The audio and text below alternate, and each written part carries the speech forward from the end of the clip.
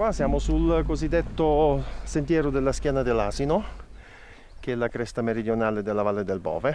Questa identica l'ho fatta nel 98, l'unica volta che mi sono fatto praticamente tutta la salita da Catania. Da Gravina ho preso l'autobus fino a Gravina, poi da Gravina sono andato a piedi, sono fatto Mascalucia, Nicolosi, poi la strada del Salto del Cane, che è la strada alternativa a quella più battuta da Nicolosi, e praticamente ho camminato tutta la notte spaventando qua e là qualche coppietta con la mia torcia, qualche coppietta in macchina. Sono arrivato qua sopra, erano circa le 4:30 e niente, mi sono guardato l'alba, c'era una bella attività ai crateri sopra e pensavo che già per questo era valsa la pena di vivere. Quella era la prima volta. Devo dire che quest'ultimo pezzo l'ho fatto camminando sulle gengive praticamente, che ero esausto. Un tedesco ci fa grandi cose se da quando era bambino si interessava dei vulcani, e qua ce n'è uno dei più belli al mondo, se non quello più bello, e quindi la decisione non era molto difficile. Una volta che conoscevo i posti e cominciavo a conoscere la gente, era facile. Quindi sono venuto qua per fare vulcanologo, perché era quello che volevo fare da quando ero bambino.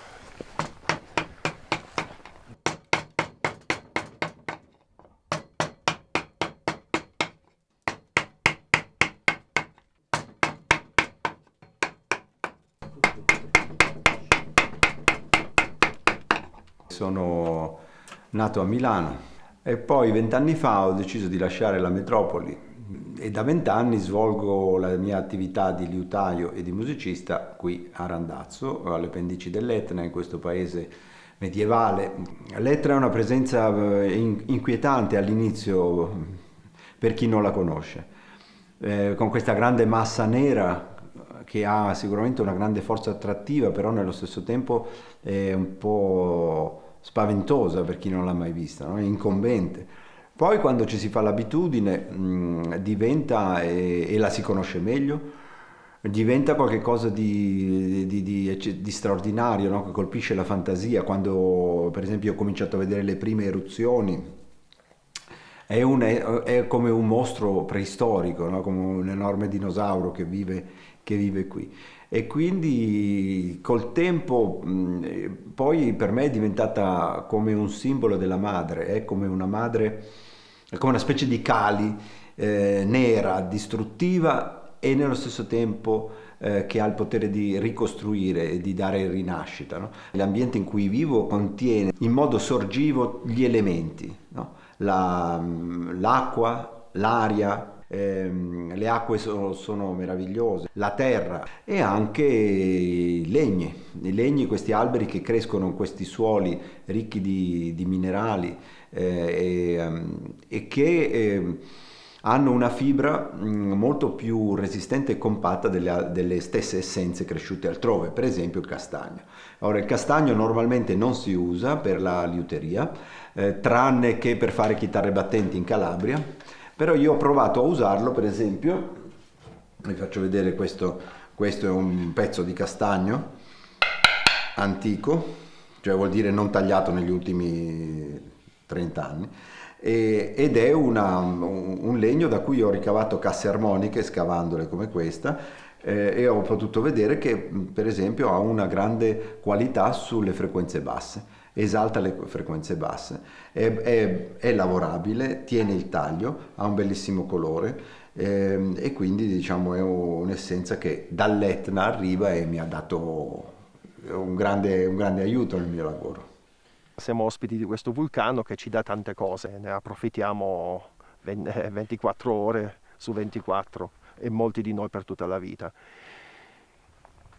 Penso che ora siamo diventati forse un pochettino più umili, perché ancora nell'83 per esempio c'era questa operazione con la dinamite sopra il rifugio Sapienza, quando hanno cercato di deviare una colata di lava, e dopo questo esperimento il mattino dopo sulla Sicilia in prima pagina c'era il titolone "Etna vinto", come se volesse dire noi mettiamo sotto pure l'Etna. Io mi sento molto inferiore e mi sento allo stesso tempo, mi ci sento molto connesso, molto legato, molto parte, e questo ti permette di nuovo di sentirti anche grande, ma nel rispetto, nella piccolezza. Cioè, è difficile esprimerlo, però ci sono questi due lati.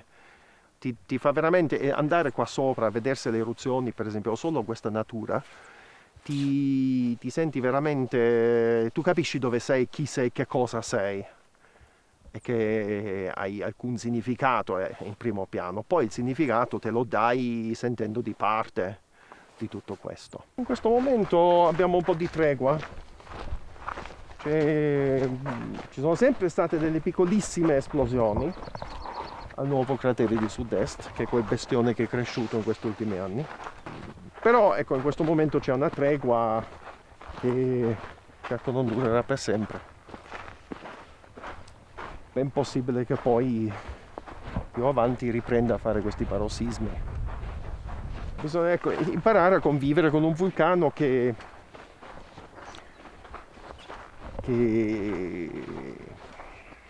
non voglio dire cambia per noi, quindi fa ora cose che non ha fatto da molti secoli in questa forma, in questa intensità. Per me questa è una delle cose più affascinanti di conoscere l'Etna da 25 anni, vedere che l'attività di oggi non è uguale a quella che ho visto nei primi anni, e quindi stiamo vivendo una fase estremamente dinamica. Per questo è un momento stupendo per essere vulcanologo all'Etna. Mi sento molto privilegiato per molti motivi, anche perché essenzialmente non faccio altro che realizzare il mio sogno d'infanzia ogni giorno. Io a 10 anni avevo davanti a me la mappa sull'Atlante della scuola e c'era la carta ingrandita della zona dell'Etna. E quindi mi mettevo a fantasticare, no? Si parte da Catania, poi si passa a Nicolosi. Io sono voluto venire qua. Cioè, questo era da molto tempo, era il sogno di almeno venire a vedere i vulcani italiani. E quindi 25 anni fa ho fatto il primo giro: Vesuvio, Campi Flegrei, Stromboli, Lipari, Vulcano, Etna. L'Etna era il gran finale. Ecco. Allora, là vediamo il sentiero che prosegue, quindi abbiamo davanti a noi ancora una piccola salita. E poi là sopra c'è questo pianoro sul quale si sale piano piano per raggiungere l'orlo della Valle del Bove. E anche qua c'è un bel panorama. Abbiamo tutti questi craterini, questo Monte Salpizio, che dovrebbe avere un'età storica e qua sotto ci sono altre piccole bocche, là c'è Monte Serrapizzuta Calvarina e molti di quanti di questi crateri sono giovani. Là c'è il Monte Ilice dell'anno 1030, più a destra c'è uno quasi uguale che è il Monte Gorna, che è del 600 a.C. Quindi questa è una di quelle cose che ogni tanto mi impressionano un pochettino, pensare che un giorno potrebbe nascere un nuovo bebè di mamma Etna là in mezzo a quella zona.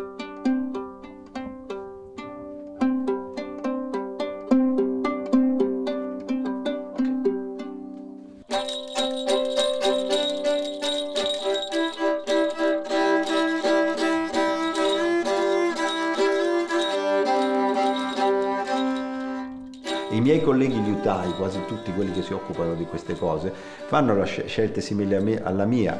Quelli francesi, quelli spagnoli vanno a vivere in campagna, vanno a vivere in posti come questo, che io ho visitato, ma poi tornando qui scopro di avere qualcosa in più, perché una cosa come l'Etna non ce l'ha nessuno.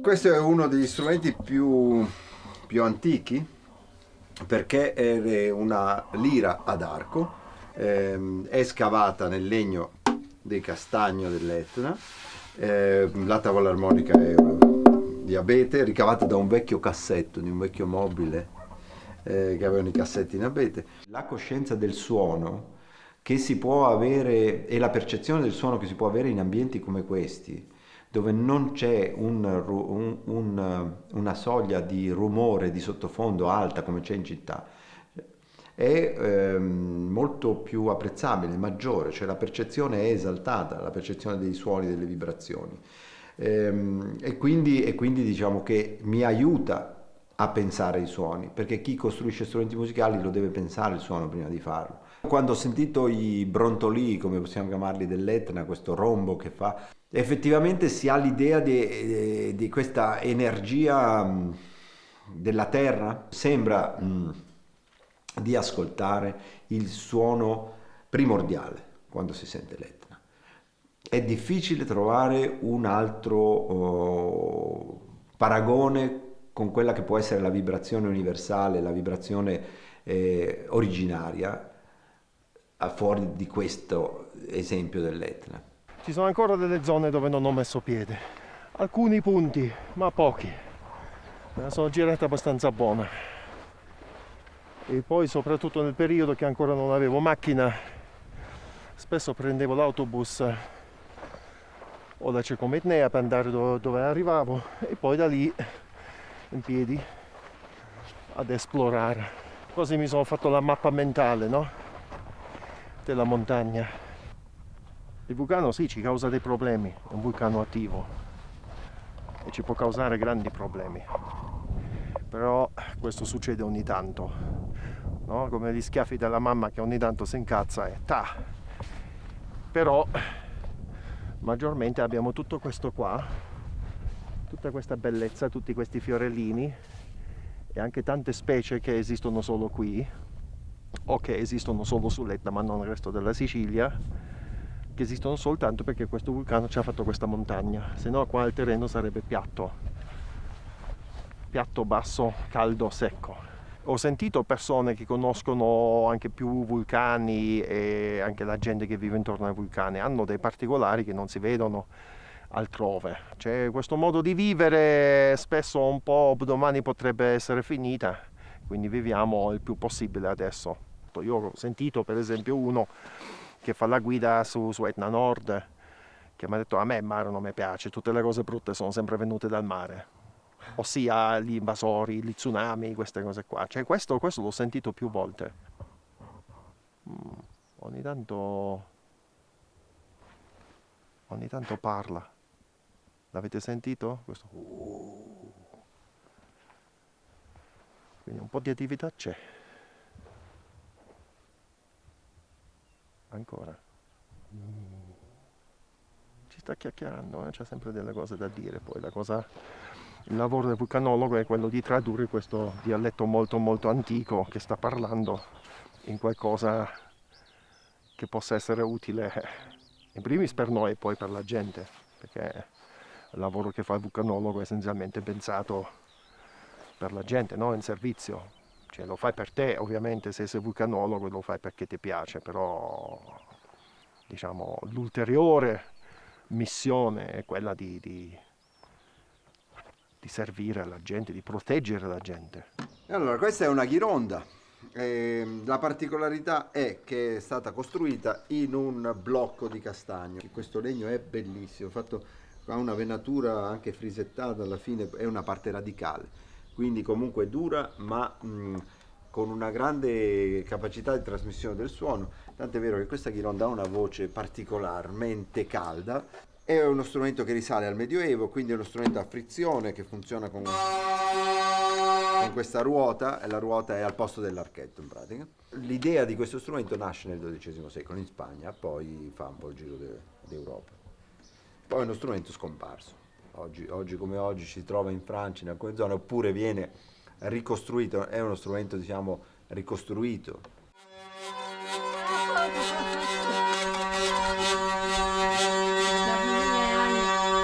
Come sta, signora? Ma cambia 1000 anni sto meschino, però in questa maniera no.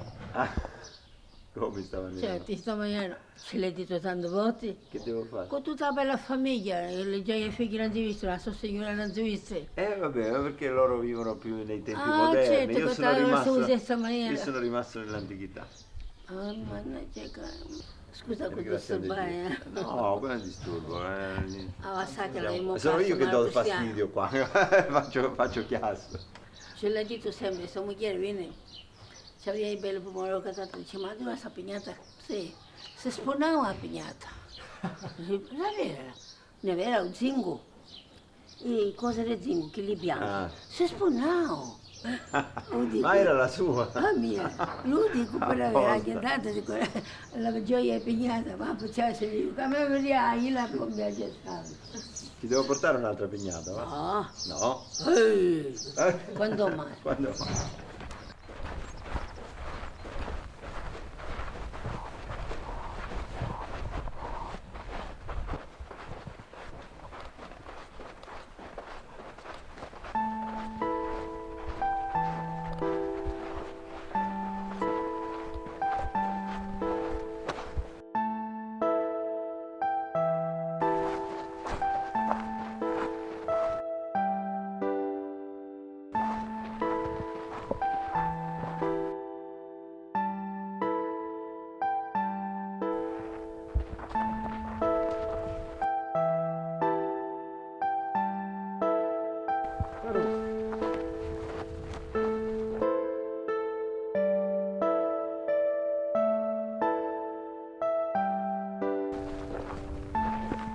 Questo è il cuore dell'Etna.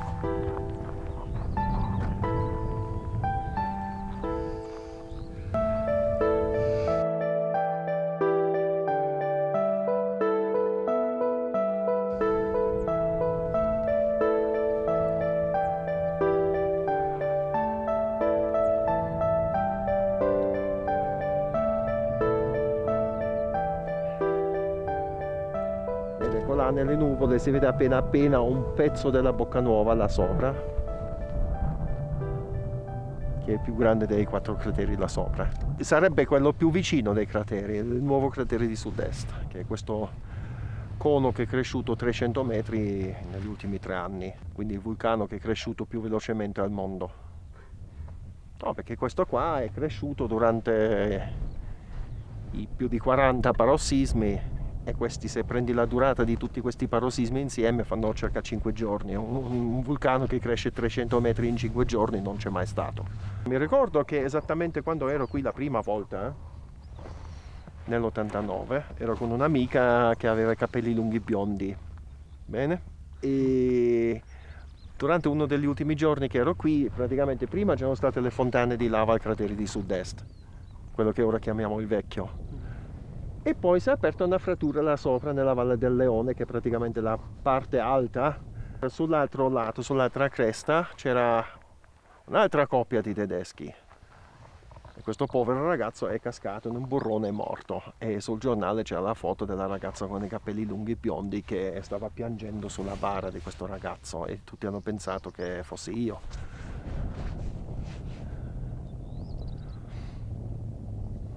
Finché non sono apparso ho detto no, sono vegeto e vivo e sono qua ancora 25 anni dopo. Nel frattempo non so quanti cristiani ci hanno lasciato la pelle in incidenti di questo genere. Verso le 2 di notte, l'una di notte mi sono svegliato di soprassalto sentendo una specie di mitragliamento sul tetto. Io ho pensato subito, aiuto, è l'Etna, siamo morti praticamente perché se ci sta buttando pietre è finita. E mi sono alzato, invece non era l'Etna, era una grandinata con dei